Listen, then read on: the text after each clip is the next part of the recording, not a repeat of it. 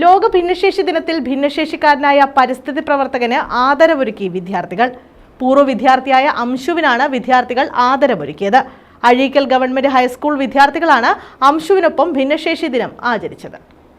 Azhikkal government ഹൈസ്കൂളിലെ പൂർവ്വ വിദ്യാർത്ഥിയും പരിസ്ഥിതി പ്രവർത്തകനുമായ അംശുവിനെയാണ് വിദ്യാർത്ഥികൾ ആദരിച്ചത്. തന്റെ രോഗാവസ്ഥ വകവയ്ക്കാതെ വീൽചെയറിൽ സഞ്ചരിച്ച് അഴീക്കൽ ബീച്ച്, സ്കൂൾ, നാട്ടിലെ പൊതുയിടങ്ങൾ എന്നിവിടങ്ങളിലെല്ലാം വൃക്ഷത്തൈകൾ നട്ടുവളർത്തിയ പ്രകൃതി സ്നേഹിയും പ്രകൃതി സംരക്ഷകനുമാണ് അംശു. ഈ ചെടികൾ പലതും ഇന്ന് വലിയ വൃക്ഷങ്ങളായി തണലേകുന്നുണ്ട്. അംശുവിന്റെ വീടാകട്ടെ വിവിധ ഇനം ഫലവൃക്ഷങ്ങളുടെയും ഔഷധസസ്യങ്ങളുടെയും പൂച്ചെടികളുടെയും ബോൺസായി മരങ്ങളുടെയും കേന്ദ്രം കൂടിയാണ്. ഇവ മനസ്സിലാക്കുന്നതിനും പഠിക്കുന്നതിനുമാണ് ഭിന്നശേഷി ദിനത്തിൽ വിദ്യാർത്ഥികൾ അംശുവിന്റെ വീട്ടിലെത്തിയത്. വിദ്യാർത്ഥികളുടെ സംശയങ്ങൾക്ക് അദ്ദേഹം മറുപടിയും നൽകി.